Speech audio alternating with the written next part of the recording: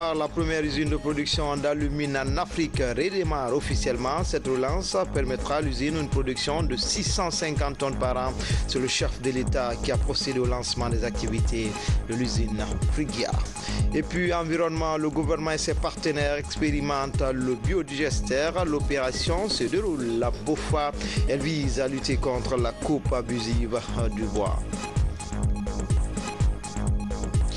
Enfin, s'en est allé pour toujours. Abdoulaye Ba, journaliste à Guinée News, a reçu ce matin un vibrant hommage, des moments pathétiques et une disparition qui laisse un grand vide dans la famille de la presse guinéenne. Voilà pour le sommaire. Encore une fois, bonsoir à toutes et à tous. Bienvenue dans cette édition. 6 ans après sa fermeture, la première usine de production d'alumine en Afrique a été relancée hier à Frigia par le chef de l'État. Cette relance permettra à l'usine Frigia d'avoir une production annuelle de 650 tonnes d'alumine. Des précisions avec Ruben Makita. 6 ans après sa fermeture, la première usine de production d'alumine en terre africaine, Frigia, renaît de ses cendres, a rappelé que c'est le 5 février 1958 qu'une convention a été signée, aboutissant à la construction de cette usine, malheureusement fermée en avril 2012 suite à une crise syndicale. C'est grâce à l'implication personnelle des présidents russes et guinéens que cette relance est aujourd'hui une réalité et les partenaires de Roussal ont accepté de mettre la main à la poche pour moderniser l'usine tout en garantissant l'emploi aux Guinéens. C'est pourquoi ici, la joie des populations et leur reconnaissance étaient sans limite, d'où cette mobilisation.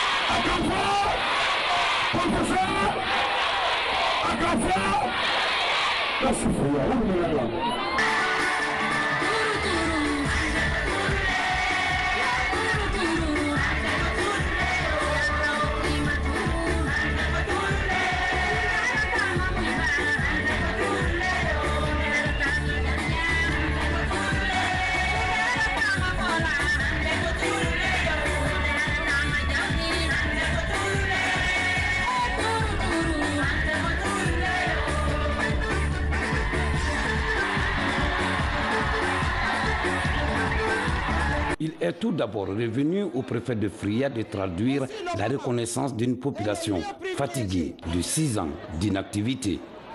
Après 6 ans d'arrêt avec toutes les conséquences qui en ont découlé, voilà que l'usine d'alumine de Frigia renaît de ses cendres. C'est donc l'occasion solennelle de rendre grâce à Dieu, le Tout-Puissant et très miséricordieux. C'est aussi le moment et le lieu privilégié de reconnaître et de saluer votre implication personnelle, Excellence, Monsieur le Président de la République, pour la mise en place d'une plateforme de négociation qui a abouti à cette reprise effective des travaux de l'usine. Soyez-en vivement remerciés. Juste après cette cérémonie de relance officielle, le chef de l'État s'est rendu à l'usine Frigia. Ici, le professeur Alpha Condé a eu un entretien serré avec les partenaires et les travailleurs de l'usine. Un entretien au cours duquel l'accent a été mis sur le respect du terme de contrat par chaque partie.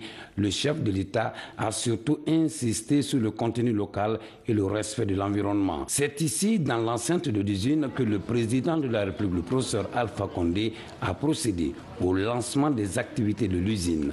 Une joie pour les partenaires russes. L'événement d'aujourd'hui, c'est le résultat du travail colossal effectué par la société Rusal en dernier 2 années. L'usine de Frygia, pratiquement chaque unité d'équipement a été complètement démontée, réparée et puis remontée. Plus de 25% d'équipement a été nouvellement racheté et remplacé. Ce sont 1200 Guinéens et 60 experts russes qui travaillent sur la réhabilitation de la première tranche de l'usine. Dans cette logique, l'ambassadeur de la Russie en Guinée s'est dit réconforté par la relance de cette usine. Un moment historique. Nous sommes en train de participer à la renaissance de Frygia, qui va nous donner la possibilité de commencer une nouvelle vie à la ville Fria. Frygia et Fria sont liés à jamais. C'est le bonheur et le bien-être de Fria qui dépend de Frygia. Derrière ce projet, on a la société Rusal qui a tout fait pour faire renaître cette usine et qui va faire tout son possible pour que Frygia marche d'une manière extraordinaire et devienne rentable. Avec cette relance, l'usine de Frygia aura une capacité de production de 650 000 tonnes par an d'alumine. Après avoir rendu hommage au chef de l'État, le ministre des Mines a mis l'accent sur les conséquences de la fermeture de l'usine de Frygia. Au-delà de la célébration légitime de la relance de l'usine de Frygia, nous devons tirer 2 principales leçons de l'histoire de cette usine et de la ville de Frygia. Premièrement, aucune exploitation minière ou industrielle ne peut résister au cercle vicieux de demandes abusives et d'actions violentes qui l'empêchent de fonctionner normalement sur la durée. Deuxièmement, la politique de diversification économique portée par le président de la République et mise en œuvre par son gouvernement est une nécessité pour la Guinée, en particulier pour toutes les localités dépendant fortement d'une activité minière ou industrielle. Frygia en a fait les frais. Nous devons veiller à ce que Frygia ne doive plus sa survie à l'usine, à ce que l'économie guinéenne ne repose pas que sur les mines, même si ce secteur doit contribuer au développement des autres secteurs de notre économie. Le président de la République, le professeur Alpha Condé, ici comme ailleurs, a demandé aux sociétés minières du pays de respecter le code minier guinéen avec à la clé le contenu local.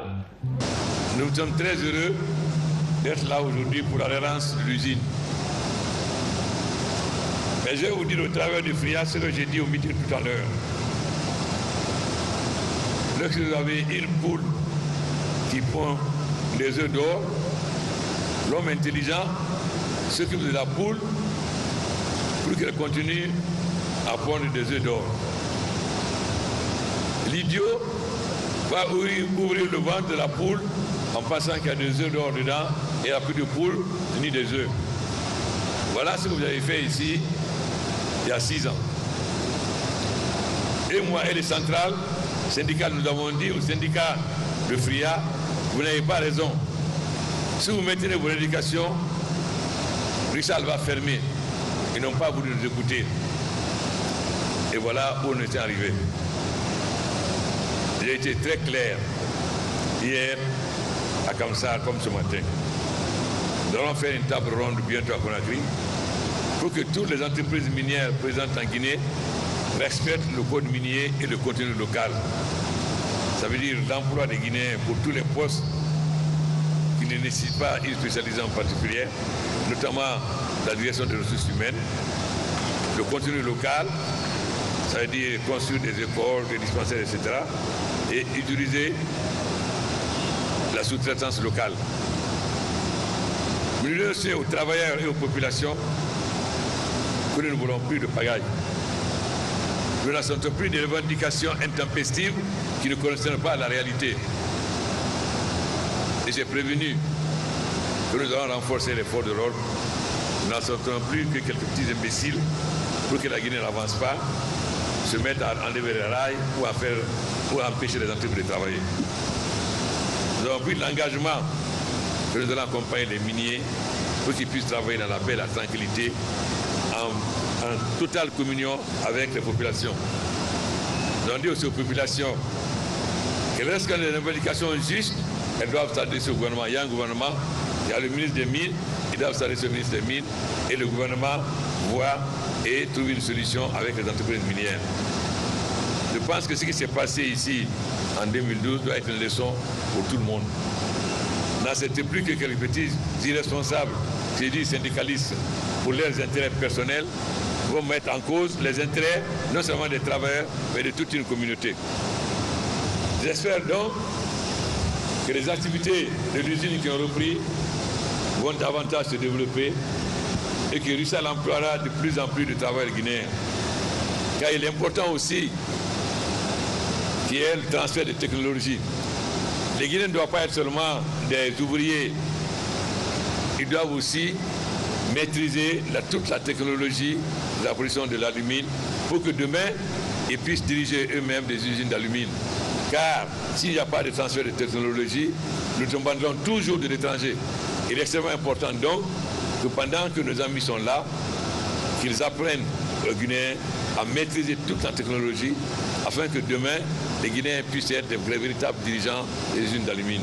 Et c'est pareil pour toutes les entreprises en Guinée. Nous exigeons le transfert de technologie, mais aussi le respect de l'environnement, car nous ne voulons pas que notre pays soit victime de pollution. En Afrique, nous sommes les moins pollués et nous sommes les plus pollués. Le changement climatique amène aujourd'hui, très souvent, des conséquences graves sur nos populations. Nous voulons donc que les miniers respectent l'environnement. Ensuite, si les mines sont importantes, que nous apportent des moyens pour faire de l'énergie, les routes, les infrastructures, la force de la Guinée, c'est l'agriculture, l'agro-industrie. C'est pourquoi nous avons dit à tous les secteurs miniers d'accompagner les populations dans l'agriculture. C'est-à-dire les femmes dans l'agriculture maraîchère et aussi les autres pour le riz. Donc nous allons faire une table ronde avec tous les miniers à Conakry pour nous mettre d'accord sur tout cela.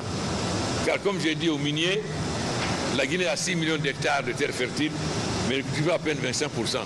Ils ont des bulldozers, ils doivent nous aider donc les paysans à défricher de plus en plus pour que les paysans aient plus de surface pour cultiver. Mais si vous cultivez, vous ne pouvez pas envoyer vos marchandises au marché, les paysans vont se décourager. Les miniers doivent nous accompagner ici pour faire les pistes rurales. Voilà donc ce que nous allons demander à toutes les structures minières. Nous demandons aussi aux ouvriers de faire confiance au gouvernement. Nous exigerons l'application correcte du code minier. Vous avez vu hier, ce n'est pas le cas de Rusal puisque c'est le train. Nous avons été très clairs. Toute la bauxite ou autre transportée par camion, ces camions doivent être aux mains des Guinéens. Car c'est ça le contenu local. Et ça, nous l'imposerons de façon stricte à tous les miniers. Alors j'espère que les travailleurs du FRIA ont tiré les leçons. Vous avez mis les populations du FRIA en difficulté. Les femmes, les hommes n'avaient plus de travail. Ils étaient chauffeurs et les femmes étaient abandonnées. Alors faites en sorte que l'usine ne marche pas seulement pour vous, mais que l'usine soit aussi utile à la population de FRIA. Voilà ce que je peux vous dire. Vous pouvez compter sur le gouvernement pour défendre toujours les intérêts des travailleurs, mais les intérêts sur les revendications justes, pas les revendications fantaisistes. Car si l'usine ferme de nouveau, alors je ne ferai plus aucun effort pour que l'usine soit ouverte. Alors, mes chers les travailleurs, à bon entendeur, de l'usine, le cortège présidentiel s'est dirigé vers la grande mosquée de Fria. où les imams, sous la conduite de l'érudit, ont lu plusieurs fois le Saint-Coran et prié pour la paix et la quiétude sociale.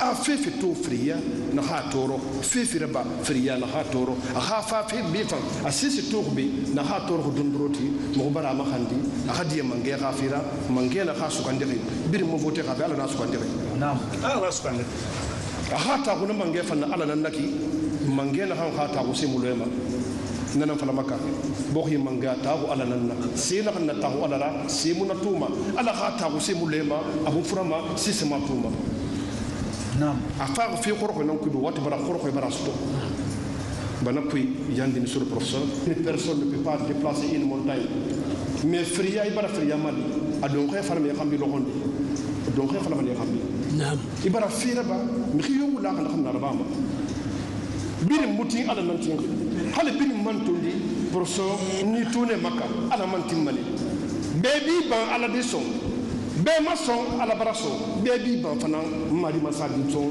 menki da masara kamba mangena khayda mangaya khlima na tambarati bambara ala bakhandi wali ya barakara alla mafuri fi ala hamani mubara ala khamanga makandi ina woyen dede dune dede en tant que président de l'Union africaine professeur ina woyen dede woyen ku ala baraka amin maram marke makandi yifi sa fote ye ala khitera maram marke makandi yukoy nu yatagi enato marke namiri ala halu tagi fatiha ko mere ina yira makori namma fatiha ala khimakanta ina gurbo ko ala khimakanta yi umra na hanna baqi e ala khali ala khanya manne kanta ala gina dire khade ko kayne di hakuru umar ala makandi yi wa khalla yin hanko mabari bura lani ala hawul lan fikirin ma i wax ne bari ya khasbati la gine inna nan fala ala be makka ala baratin nama alhamdulillah sabati mu bar ala khama nga makandi i baramini iskama de na kay mi ko mi khani feena mi ko mi khani fi mi khifam mi khani ma ala ne khani ma ala khira sona mbara marge makandi i bari buri la i barabele alhamdulillah mbar ala khama nga makandi fasiku kamara abara lu yi hadi i fukura firiya furina kay in toro fasiku kamara afakay in toro i baba nan faaqi i khani tayin nan faaqi i bara khani makka isara suwariyanna himi fi khana maka annaka safa maka kira ko ma musa ko ibra rasul maka e baram fase ko rasul maka ariyanna firiya furina kay afalele en wali in toro fase ko mara fa fima. Le président de la République, le professeur Alpha Condé, quitte Fria, laissant derrière lui une population reconnaissante et une usine qui tournera désormais à la satisfaction générale de toutes les parties concernées. L'usine Frigia qui redémarre aura une capacité initiale de production de plus de 650 000 tonnes par an. Elle était attendue par toute une ville, même au-delà. La relance de l'usine Frigia permet à plusieurs citoyens de retrouver le chemin du travail. Après des années de repos forcé, notre équipe de reportage est allée à la rencontre d'un ancien employé qui retrouve ainsi son boulot. Images et témoignages, Mamadou Alpha Baldi. Une matinée pas comme les autres pour Aboubakar Kamara. Aujourd'hui, chaussures de sécurité, uniforme de travail, Aboubakar se prépare à rallier l'usine Frigia. L'attente a été longue et périlleuse pour cet habitant du quartier 4-3 et sa famille. Les quelques 5 ans de chômage ont été difficiles. Pour tenir, il a dû faire preuve d'imagination et de débrouillardise. Là, avec ma famille, on s'est un peu nourri, mais quand même, il n'y a pas d'argent. Mais on est là, on travaille petit à petit au champ.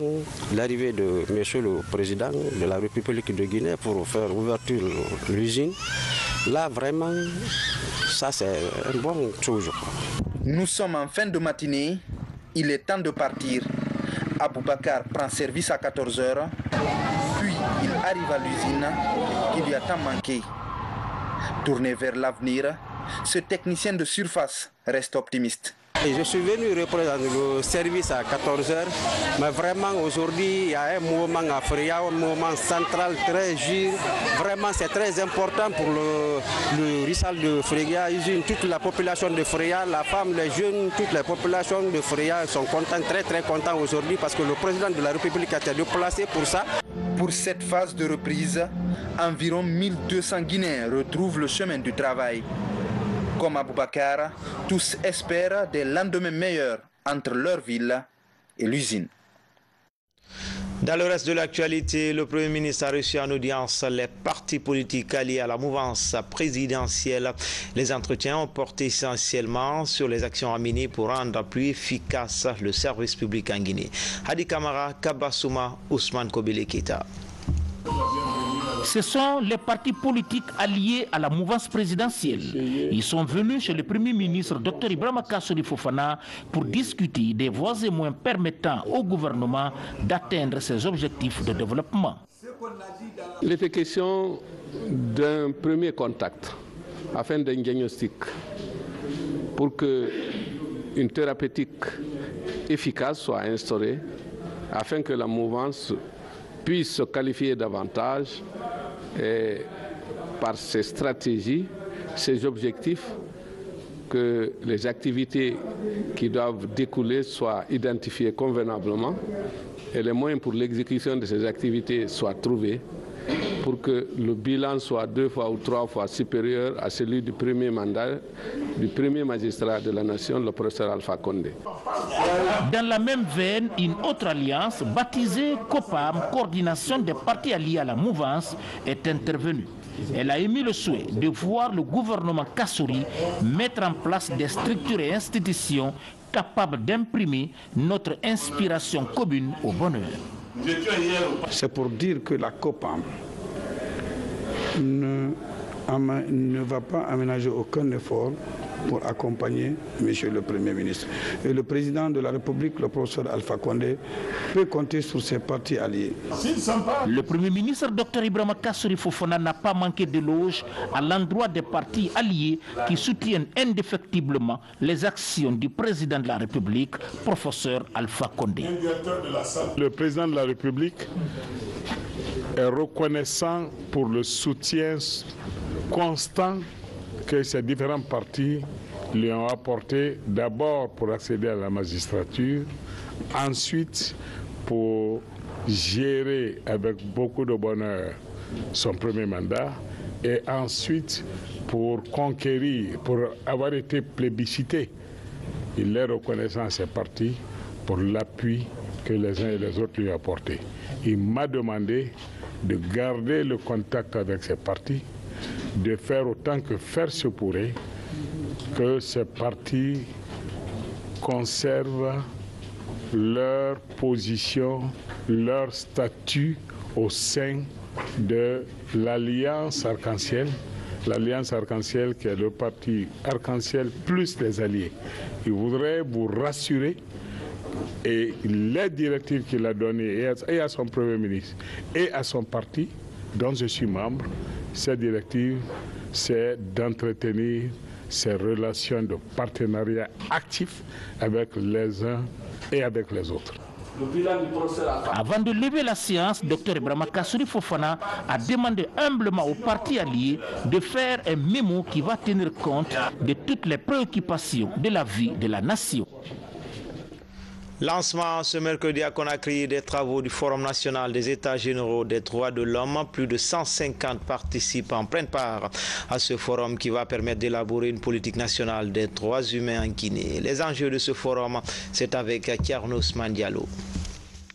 Le processus a été entamé en 2014 pour doter la Guinée de sa première lettre de politique nationale de promotion et de protection des droits de l'homme.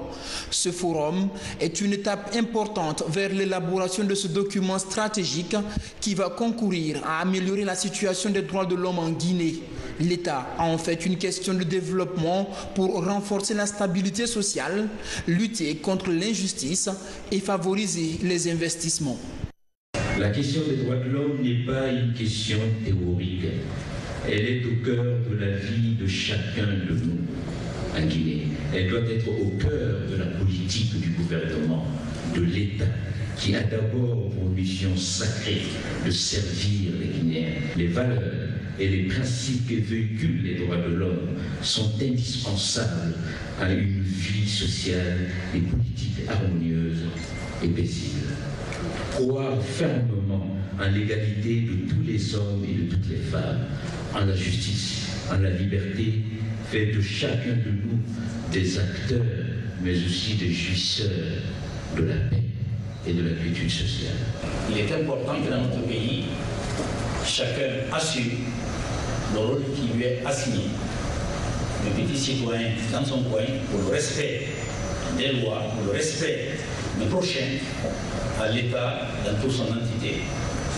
Avant d'aboutir à ce forum de 72 heures, des équipes ont fait le tour de la Guinée pour faire la cartographie des violations des droits de l'homme et sensibiliser sur la question lors de consultations avant l'élaboration d'un rapport diagnostic. Un travail méthodique soutenu par les partenaires au développement. Chaque action envisagée dans le cadre de l'engagement technique et financier de l'Union européenne aux côtés de la Guinée vise le respect des droits de l'homme. Une importante partie des fonds de développement européens vise la consolidation de l'état de droit et la promotion d'une administration efficace au service des citoyens et du développement.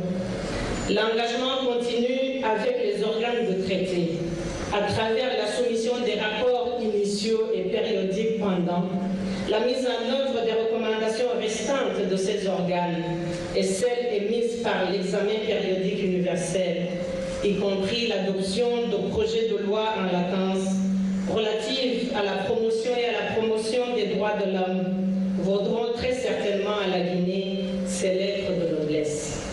La lettre de politique nationale qui va être tirée de ce forum inédit sera un programme quinquennal censé orienter l'ensemble des acteurs impliqués dans les questions de promotion et de protection des droits de l'homme en Guinée.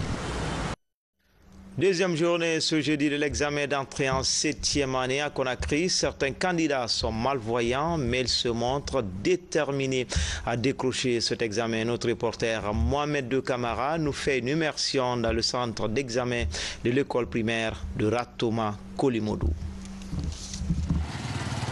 Ces 4 candidats sont malvoyants. Tous viennent du centre Sogué. Ce matin encore, ils arpentent les rues de Ratoma pour se rendre à leur centre d'examen. Ils font partie des 442 candidats accueillis dans ce centre pendant ces 3 jours d'évaluation. À cette deuxième journée d'évaluation, Moussa Traoré et ses camarades affrontent les épreuves de dictée et questions, sciences d'observation et l'instruction civique. Mais rien n'ébranle la confiance de ces candidats. Les amis, élèves et les maisons. Nous avons préparé les examens dans un bon état d'esprit et nous avons l'espoir que nous allons décrocher l'examen. Nous avons cet espoir-là que nous allons décrocher l'examen. Nos 4 candidats sont évalués dans une salle spéciale. Le contenu des épreuves est le même pour les autres, mais les sujets sont transcrits en écriture en braille. Quand nous partons au centre, nous envoyons quelqu'un pour transcrire. Chaque fois que le sujet vient, on envoie le sujet, on partage le sujet dans ces salles de classe. Maintenant, le sujet qu'on donne à nos transcripteurs, il vient, nous avons une machine au centre là-bas, nous avons des papiers. Il vient, il transcrit. Après avoir fini de transcrire en braille, il distribue aux enfants, il partage aux enfants. Donc après, les enfants font faire les traités, ils traitent les sujets. Nous avons 4 candidats malvoyants et on a dépêché un maître qui doit les suivre et pour le moment on n'a pas de difficulté avec eux, ça se passe très bien et je pense qu'eux-mêmes ils n'ont pas de difficulté par rapport à ça. Des ONG de défense des droits des personnes vivant avec des handicaps sont attentives à la participation des malvoyants à l'examen. Elles leur apportent souvent des appuis en matériel didactique. Nous participons à l'encadrement et à la recherche du parrainage pour appuyer ces jeunes enfants. En République de Guinée, qu'il n'y a que ces 4 candidats non-voyants. Le taux de scolarisation est très minime par rapport au nombre de personnes déficientes visuelles qui se trouvent dans la rue en train de pratiquer la mendicité. Ils utilisent du papier spécial qu'on appelle le papier braille. Le paquet est à 360 000. Ça, c'est pas donné à n'importe quel parent d'élève d'acheter ça pour son enfant. Cette année, 52 élèves, dont 15 filles, sont encadrés au centre Sogué des aveugles et malvoyants.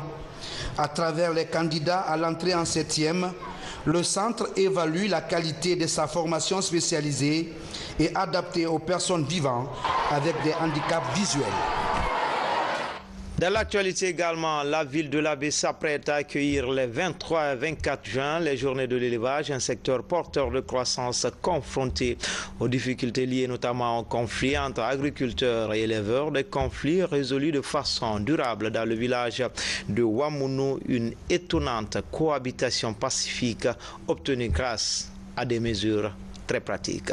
Mohamed Chassila, Fodé Camara. Sur toute l'étendue du territoire national, les conflits entre agriculteurs et éleveurs sont récurrents. L'une des rares exceptions à cette règle générale est le village de Wamounou, un district de la commune rurale de Kolaboui. Contrairement aux autres bassins de production, ici ces deux couches socio-professionnelles se donnent la main. En période de contre-saison, où la culture du riz est moins intense, le pâturage reprend ses droits. Une cohabitation pacifique qui fait le bonheur des éleveurs du village de Wamounou et environ. Avec ces agriculteurs, nous formons une famille. Nous renforçons notre cohabitation, comme ici à Wamounou, où nos bœufs bien encadrés broutent à côté des champs de riz. C'est la même entente aussi dans les villages de Kibola, Bokaria, Kamikolo, Eremankono et Kabitaya vers Kamsar. À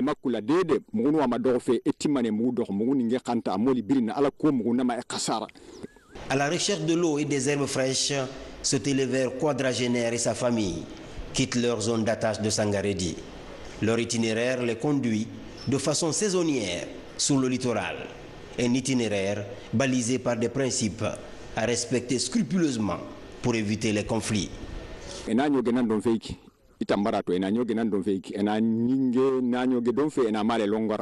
n'y a aucun conflit entre nous. C'est nous qui suivons les consignes des agriculteurs. Nous avons confectionné des enclos où nos bœufs sont attachés dès le crépuscule. Notre troupeau ne sort pas la nuit.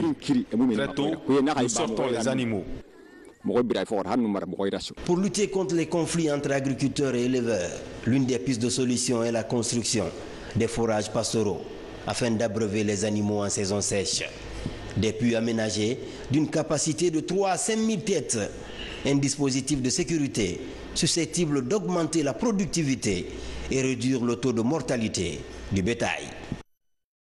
À Bofa, les acteurs du projet biogaz expérimentent le biodigesteur domestique. Ils comptent créer un marché pour renforcer l'utilisation du biogaz dans la région. C'est une initiative du gouvernement en collaboration avec le PNUD et le Fonds mondial pour l'environnement. Abdoulaye Ninguelande Diallo.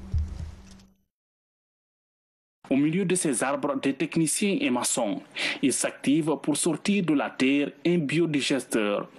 Une fois terminé, il devrait offrir de l'énergie et de l'engrais à partir de la bouse des vaches. Dans cette ferme bovine située à Kokobouni, dans la commune urbaine de Bofa, l'expérimentation va permettre la réduction de l'usage de gaz à effet de serre. Nous savons que s'il y a réchauffement climatique, c'est parce qu'il y a rejet de gaz à effet de serre. Les rejets de gaz à effet de serre devraient en fait être séquestrés par les ressources forestières. Les ressources forestières sont détruites, donc ces gaz ne sont pas séquestrés.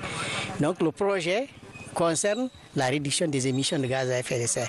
Et on a constaté la problématique, c'est que ces émissions sont faites à 80% dans les ménages en milieu rural. C'est un digesteur avec un volume total de 35 mètres cubes.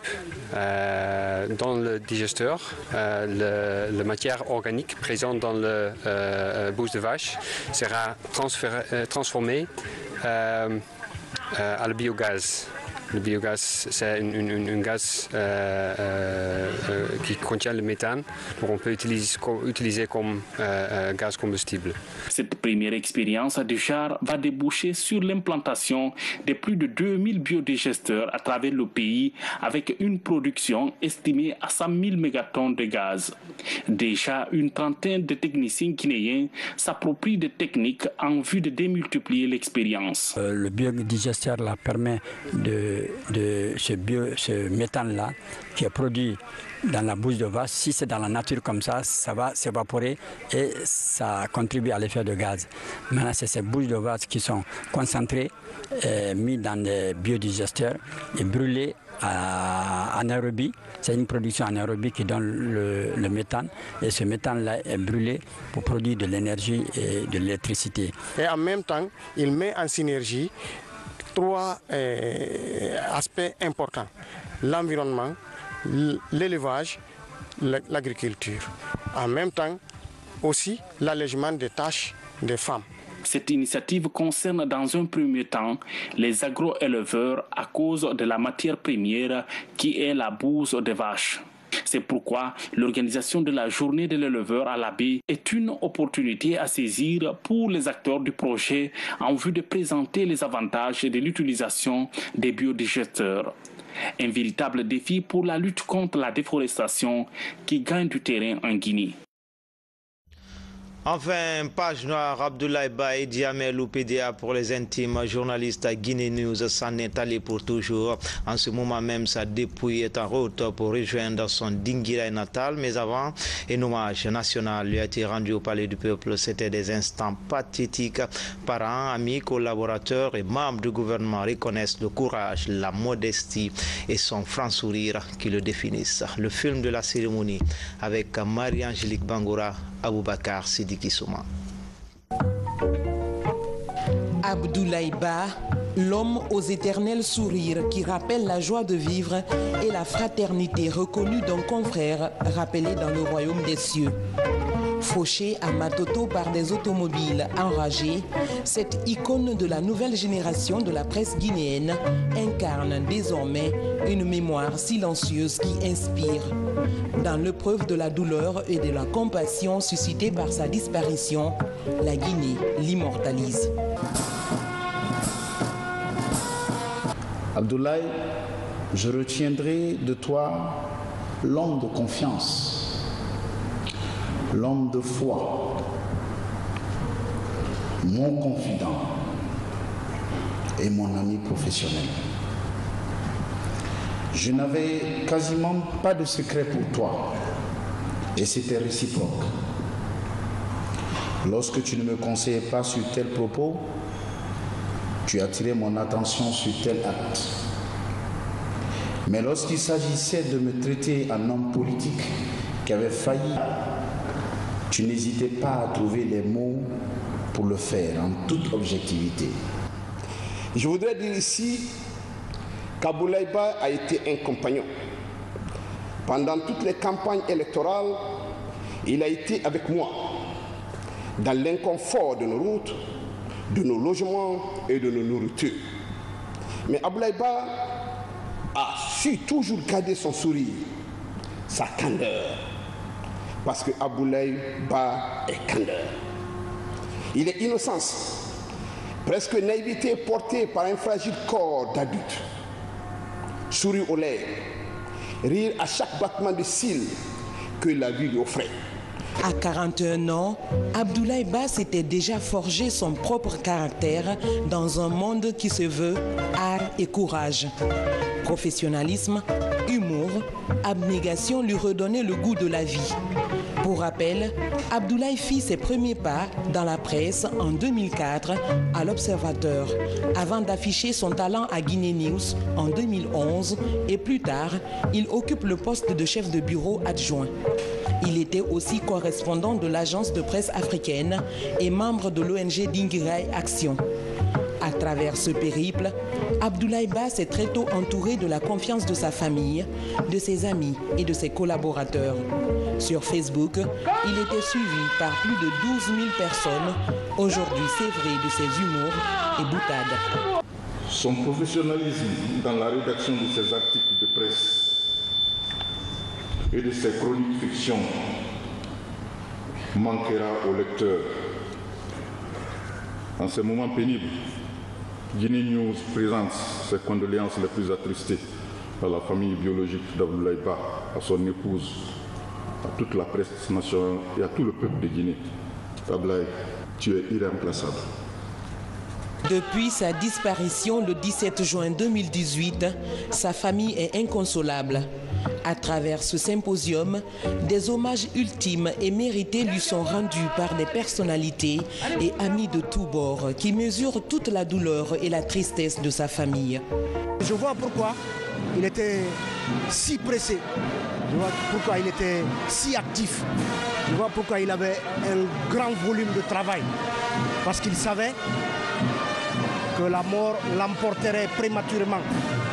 Mais il tenait à faire ce que d'autres en 80 ans n'auraient pas pu faire. Il tenait à le faire dans le court temps que Dieu lui a dédié sur cette terre. Nous perdons un ami, un grand ami qui était fier de sa promotion et qui ne manquait aucune occasion pour l'exprimer.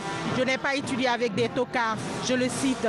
Eh bien, qu'il sache là où il est, que nous sommes également fiers de lui et que nous resterons fiers de lui tout au long de notre vie. Qu'il repose en paix. Fils du grand imam de la mosquée El Hadj Oumar Tall de Dinguiraye, Abdoulaye est issu de la lignée des Bodji, autre compagnon émérite du calife de la Tidjania. Abdoulaye a été une icône pour la Guinée.